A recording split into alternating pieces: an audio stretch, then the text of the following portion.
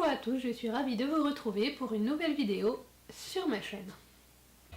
J'ai voulu essayer l'exercice de la rentrée littéraire, donc la booktubeuse Picobook a lancé un petit peu, on va dire, le défi de chaque personne de proposer des livres qui l'intéressent dans les futures sorties des mois à venir. Les sorties littéraires futures sont des choses que je ne regarde jamais, que j'évite de regarder, puisque généralement je me laisse tenter par des livres via les booktubeuses que je suis, ou que je ne suis pas forcément, mais je regarde des vidéos comme ça aussi au plaisir. Quand je flâne dans les librairies ou en brocante, et je me laisse tenter par des livres comme ça. Certains livres, certes, je sais qu'ils vont sortir et je les attends. Autrement, voilà, j'ai donc voulu tenter l'exercice de chercher les livres pour la rentrée du net. J'ai donc regardé un petit peu, mais il y a pas moins de 600 livres à regarder et je vous avoue que c'est très compliqué. Voilà. Il y a beaucoup de choses. J'en ai ressorti une douzaine de livres. Voilà. J'essaierai de vous mettre les inserts des couvertures à quelque part, par là ou sur ma tête, hein, histoire de la cacher un peu, vu comme je bafouille et que j'ai du mal à tourner aujourd'hui. Bref. Je vais essayer de vous présenter la douzaine de livres que j'ai trouvés. De livres qui m'intéressent. Après, je ne dis pas que je vais forcément les prendre là, maintenant, tout de suite, je vais peut-être attendre un peu. Pour ceux qui me connaissent et me suivent, c'est sans surprise que je vais vous présenter les livres des éditions Gulfstream, donc la collection électrogène que j'apprécie tout particulièrement. Même si là, il y a d'autres livres chez eux qui m'intéressent dans d'autres collections, mais ça, ils sont déjà sortis, c'est une autre histoire. Donc déjà, ce qui me tente, il y a Détroit de Fabien Fernandez. Je vais vous lire la quatrième de couverture du livre, je suppose que c'est la quatrième de couverture, le petit résumé qu'en donnent les éditions. À Détroit, Tyrell, jeune lycéen, est tiraillé entre son envie de prendre son envol et ses difficultés à contrôler ses accès de colère, qui provoquent des rixes avec les membres des Crips et la possibilité d'une expulsion scolaire. De son côté, Ethan, jeune journaliste new-yorkais, explore les quartiers de Motor City et soupçonne un détournement de fonds dans l'établissement de Tyler. Je ne sais pas comment il se prononce le prénom, il va falloir que je trouve. T-Y-R-E-2-L. Tyrell. Je vais dire T, hein, on verra. Ça, c'est déjà le premier livre chez eux. Le second livre qui m'intéresse, donc aux éditions Gulfstream, collection électrogène, il s'agit de Celle qui vient des plaines de Charlotte Bousquet. J'ai déjà lu chez ces mêmes éditions, Sang de lune et Là où tombent les anges de Charlotte Bousquet. J'ai bien aimé les deux livres, donc automatiquement, collection Gulfstream et l'auteur qui me plaît, je ne peux que foncer sur ce livre. Mais j'ai pas la date de quand il sort là-dessus, mais je crois que c'est en octobre, le 12 octobre, je crois, quelque chose comme ça. Oui, le 12 octobre, jour anniversaire de mon homme, et je me suis dit, je vais me faire un petit cadeau le jour-là aussi. Voilà, je me souviens de la date. Pareil, je vais vous en lire le résumé. Alors déjà, la couverture, j'adore leur couverture. Sais-tu comment certains cow-boys choisissent leur Mustang viril? En leur tirant dessus, peu leur importait qu'ils se rompent le cou ou les membres, ceux qui survivaient, brisés, se lassaient ensuite manipuler sans protester. Le vert des hautes herbes, surplombé par le feu orangé du soleil couchant sur les plaines du Dakota, les récits de victoire autour d'une flambée et de la nuit Les récits de victoire autour d'une flambée à la tombée de la nuit, les chevaux couleur de cendre, le tonnerre, les canons, les rivières de sang. Et soudain, le déracinement et l'enfermement à la mission. Saint James. L'apprentissage de la haine d'une culture immémorable, la purification par la souffrance et une éducation de fer pour briser les volontés des plus tenaces.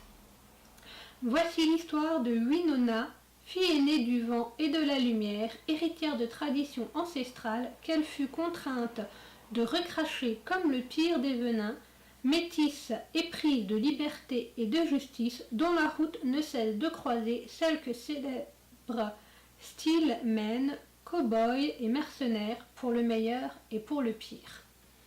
Une histoire dans les traditions, dans le plus ou moins Far West, côté indien, côté culturel. C'est pas ce que j'ai l'habitude de lire, mais je pense que ça pourrait énormément me plaire et ça me fait quand même très envie. Le livre suivant, pareil, beaucoup de monde en ont déjà entendu parler, beaucoup ont même déjà lu en grande partie cette histoire sur Wattpad. Alors pour ma part, je ne lis pas sur Wattpad. Je sais que je pourrais commencer à le lire sur Wattpad, mais je ne veux pas. Je préfère entièrement découvrir ce livre. Il s'agit du livre de la booktubeuse Nin, Le Pacte des Mains. Alors, comme les autres, je devrais vous lire le petit résumé. Mais d'un côté, je n'ai pas envie, pour que vous puissiez aller chez Nin, voir ce qu'elle en dit de son livre. Elle a même fait, je vous mettrai en barre d'infos, une petite vidéo spéciale sur ce livre. Et je pense que ce sera beaucoup plus parlant que le petit résumé que je vais vous raconter. Donc du coup, c'est Emma, 21 ans, à New York. Et je ne vous en dirai pas plus. Et toc. Dans les autres sorties littéraires, alors celui-ci devrait sortir pareil en septembre. J'ai mis The Curse de Marie Rutkowski. Excusez-moi pour l'ébrèchement de ce nom.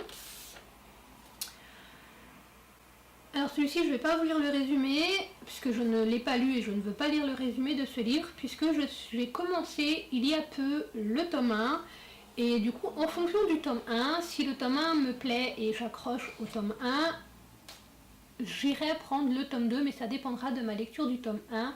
C'est pourquoi je ne souhaite pas lire le résumé du tome 2, mais la couverture est tout aussi belle. J'espère que j'arrive à vous la mettre en encart. J'ai été un peu contaminée ces derniers temps avec des histoires de loups-garous, vampires, sorcières et compagnie, et du coup le livre là que je vais présenter, il s'agit de Meredith Muller de Julia PRL. Alors, je pense que quand la vidéo sera sortie, le livre sera déjà sorti. Je ne dis pas que je vais foncer dessus, mais presque. Ma vie aurait pu être tout à fait banale, mais je n'ai jamais aimé la banalité. Suite à une violente attaque, dont je suis la seule survivante, j'ai dû apprendre à m'adapter à ma nouvelle condition de loup-garou. Sans meute et sans aucune personne avec qui partager mon secret, j'erre, avec une seule idée en tête, me venger. Je suis prête à tout pour retrouver le loup qui m'a laissée pour morte dans ces bois. Voilà, on ne nous en dit pas beaucoup.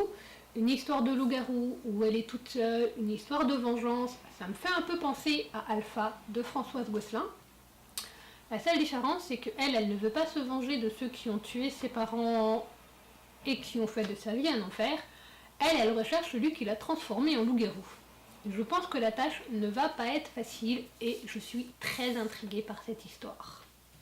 Un prochain livre qui sort fin septembre, il s'agit d'un livre de Martin Krutschmidt, Le pêcheur de nuées.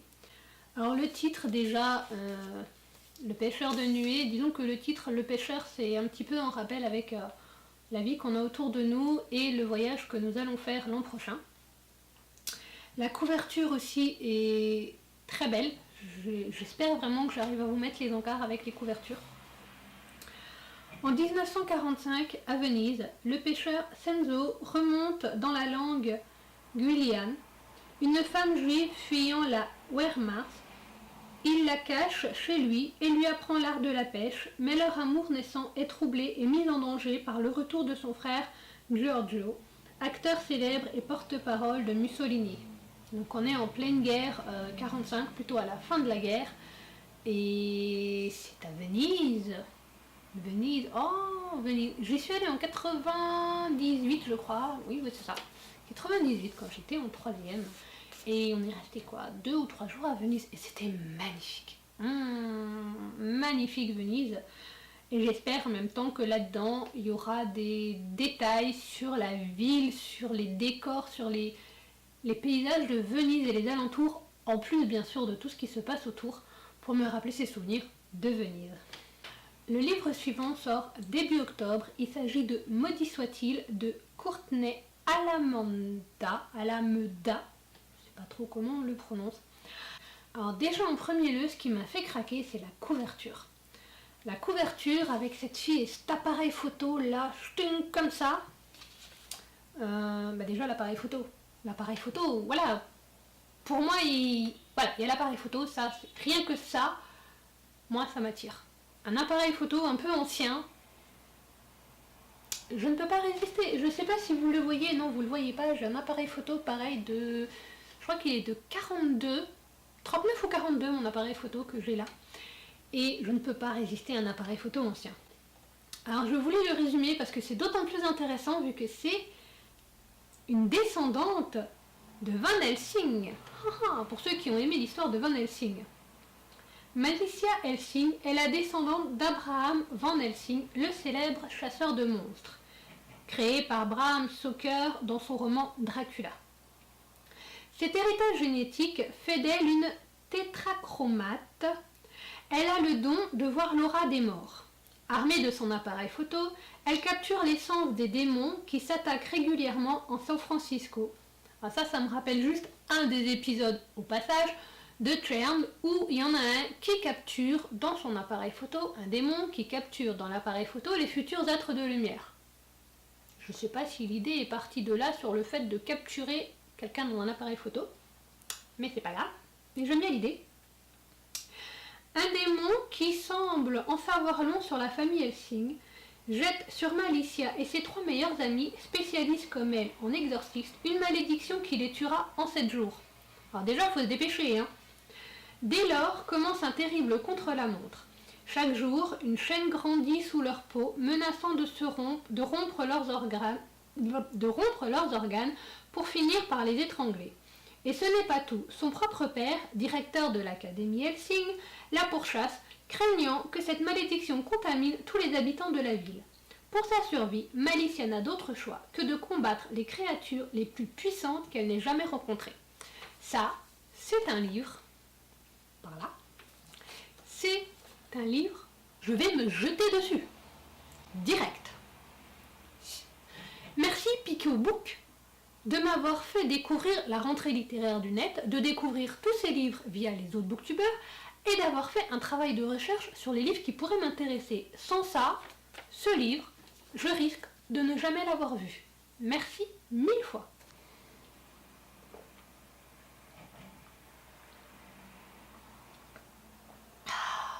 Pour le coup, c'est qu'un peu d'eau, mais ça fait du bien.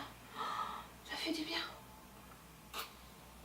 Un autre livre que je vous présente sans vous présenter, il s'agit de Forbidden de Tabitha Suzuma.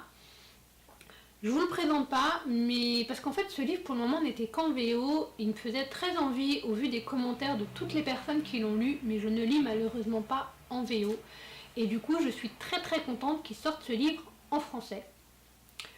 Par contre la couverture, j'aime moins. Les autres exemplaires qu'on voit, la couverture est généralement noire avec ce cœur en fil barbelé et là la couverture est rouge avec le cœur en fil barbelé. Et c'est vrai que la couverture du livre, plus ou moins d'origine en allemand, avec le cœur qui n'est pas en fil barbelé, qui est en épines de rose et ses pétales de rose un peu partout sur fond blanc, je la trouve magnifique et c'est un peu dommage qu'aucun autre éditeur n'ait repris cette couverture là. Si ça se trouve, il n'avait peut-être tout simplement pas le droit. Mais j'ai quand même, voilà, j'ai envie de découvrir ce livre et je suis vraiment très contente qu'il le sorte en français pour que je puisse enfin découvrir ce livre vu que je ne lis pas en VO. Je ne vous en dirai pas plus sur Forbidden, il y a déjà tellement d'avis sur ce livre, il est déjà sorti mais pas en français. Un livre qui sort fin septembre de Thomas Old Evet. Pareil, j'espère que je n'écorche pas trop le nom, il s'agit de X. Donc pour moi c'est un résumé qui se fait un peu épouvante, un peu thriller d'après la couverture. Donc je vous ai même jamais dit dans quelles éditions sortaient tous ces livres pour la simple et bonne raison que je n'ai pas les éditeurs à chaque fois. Voilà, je suis désolée, vous avez les couvertures, vous verrez l'édition sur la couverture, c'est vrai que c'est le truc que j'ai oublié, mais j'ai pas forcément les éditions comme ça.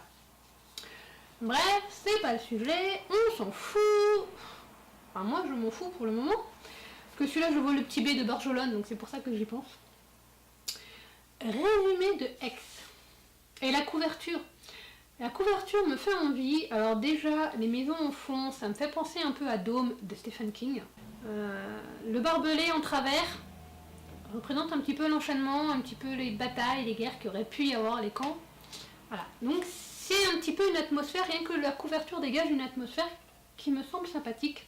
Quiconque né en ce lieu est condamné à y rester jusqu'à la mort. Ah, voilà. Quiconque y vient n'en repart jamais. Bienvenue à Black Sprint, charmante petite ville de la Houston Valley. Du mot en apparence.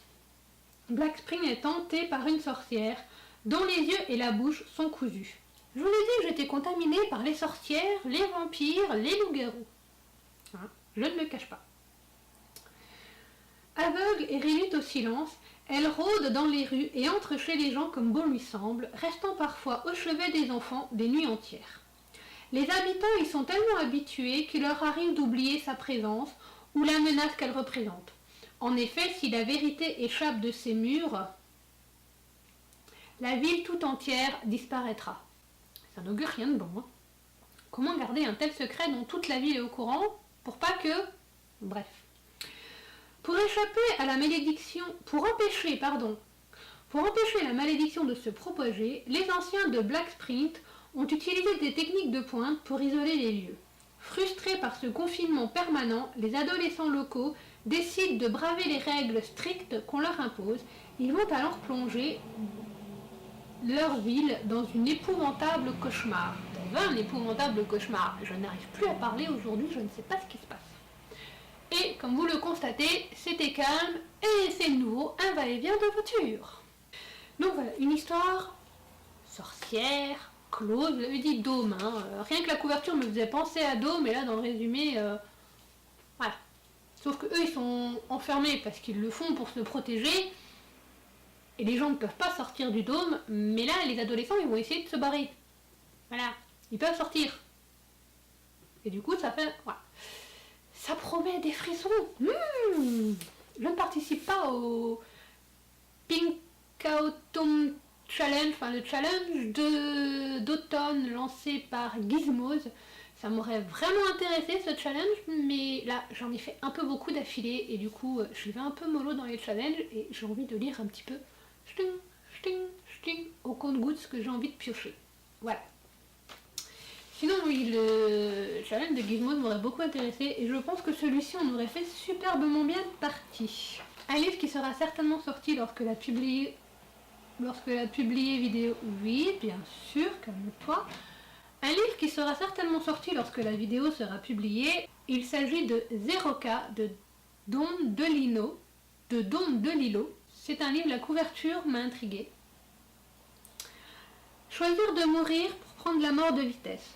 Décider de se transformer en créature éprouvette dans l'attente de jours meilleurs afin de revenir au monde en être humain augmenté et radicalement inédit, telle est l'offre de Zeroka.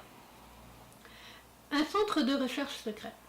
Son principal actionnaire, le richissime Ross Lockhart, décide de faire appel à ses services pour son épouse atteinte d'une maladie incurable et convoque son fils unique pour assister à la fin programmée de la jeune femme consentante. Père et fils vont alors devoir prendre un congé incertain de la jeune femme, sur le point d'abandonner son corps et de se livrer aux hypothèses de la science. Ross, dans son chagrin, va peu à peu se laisser fasciner par le désir de faire à son tour le pari de ce passage dans une autre dimension pour vivre l'expérience promise, rester le même, tout en devenant un autre. Une tentation et option que son fils trouve indéfendable tant lui-même se sent tenu par un engagement à l'égard de la seule vie qui lui a été allouée. Voilà un petit peu le thème de l'histoire. Combattre la mort en essayant de mourir avant la date prévue et de renaître dans un autre corps tout en étant soi-même. C'est assez fou comme pari et je me demande vraiment comment ils ont réussi à mettre ça en scène, puisque certaines personnes aimeraient justement vivre éternellement. Je vous rassure, ce n'est pas mon cas.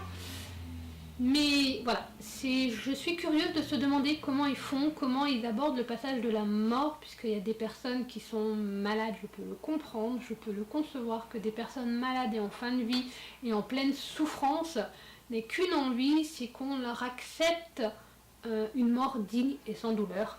Et ça, c'est quelque chose que je défends, et du coup voilà, ce mélange là-dedans, c'est vraiment quelque chose qui m'intéresse pour tout ça. J'en arrive au dernier livre que je vais vous présenter. Il sort mi-octobre. Il s'agit d'un livre de François Baranger, L'appel du Cthulhu illustré. Le nom compliqué à prononcer, désolé, hein, c'est mon côté à moi. Le Cthulhu, dites-moi si c'est bien comme ça qu'il faut le dire.